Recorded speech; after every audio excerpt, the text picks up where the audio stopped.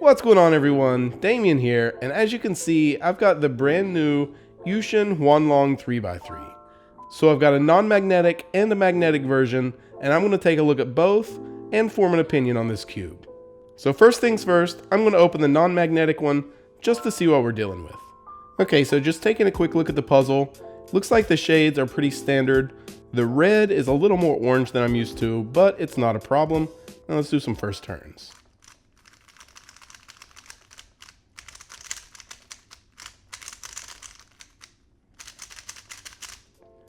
Now out of the box, it turns pretty well, and it doesn't feel unstable. So I'm pretty pleased with that because this is the non-magnetic version, and hopefully the magnetic version's even better.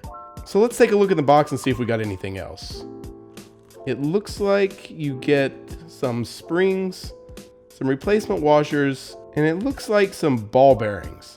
But we'll try to figure out what those are for in a little bit. Now let's get into the magnetic version. Now, if I'm going to use a 3x3 as my main, it basically has to have magnets in it at this point, just because I'm so used to the feel. So I'm excited to get into this one, more so than the first one. All right, so here we go. Now, first off, I want to just see how strong the magnets are.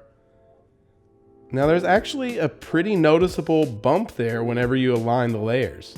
So that's pretty good. Something that I typically don't like about factory magnetized cubes is the magnets are always super weak. So in most of the Cubers home puzzles, and basically any puzzle that comes from China already magnetized, they tend to really prefer weaker magnets. But in this one, it feels pretty good. So I'll take a look at the magnets in a moment, but I just want to do some turns. My only critique after first turns is that this is lightning fast. So I don't think it's usable in this state, especially the M slices. It feels like I'm barely turning anything. So it's definitely something I'm going to have to slow down with lube, or maybe swap out the springs or change the tensions. I'm not really sure yet, but now I want to take this apart and take a look at the pieces and even the magnets that they've used. So as you can see on the edge here, there are like different levels in the design. Now the flat sides, the one without the texturing, those go up against the corner. So that cut just opens up space between the edge and the corner stalk. But on the textured sides, this cut actually interacts with the centerpiece, and I think that's definitely part of what gives this puzzle its really stable feel. And the corners really aren't that spectacular as far as design goes. It's nothing we haven't seen before. It's just kind of squared off with protruding corners and some texture on the sides. And now we can take the edge apart and see that the torpedoes come out completely.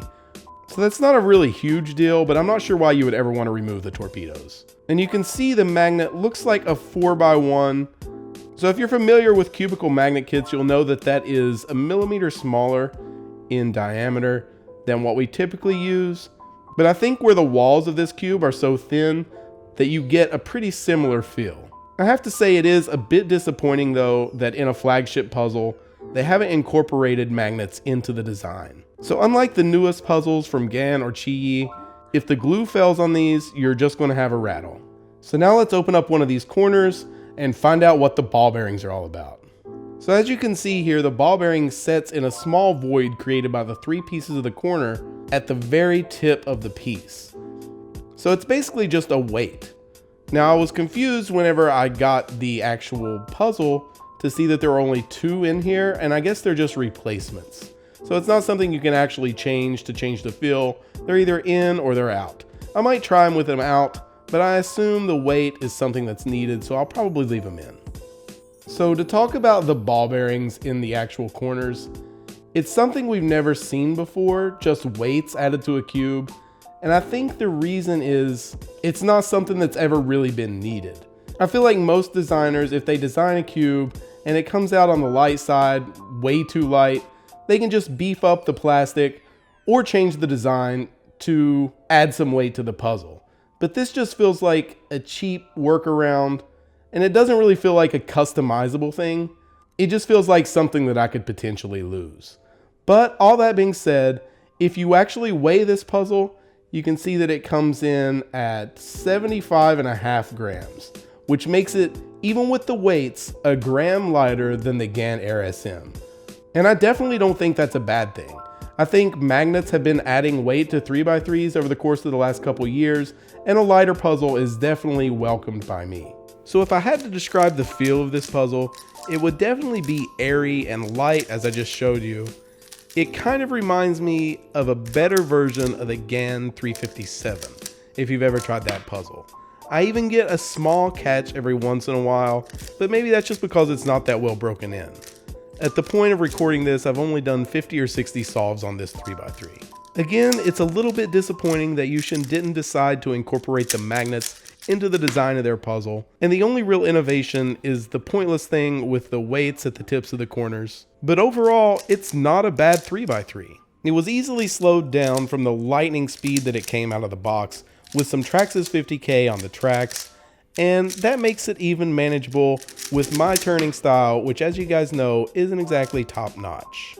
So overall, I would say it's a pretty good effort from Yuxin, because I also know that their last year has been completely devoted to the new Haze 7 and the Haze Big Cube line in general. So to have this flagship 3x3 come out simultaneously means that it probably wasn't their first priority.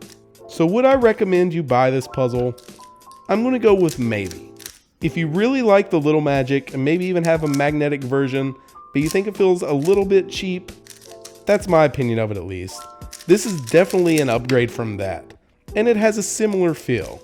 And with the magnetic version on pre-order right now for $24.99 at thecubicle.us, I think it's probably one of the best bang for your buck deals that you can get as far as 3x3 goes currently. So I really hope you guys enjoyed this video. Give it a thumbs up if you did. And as always, guys, you'll hear from me soon. Talk to you later. Bye.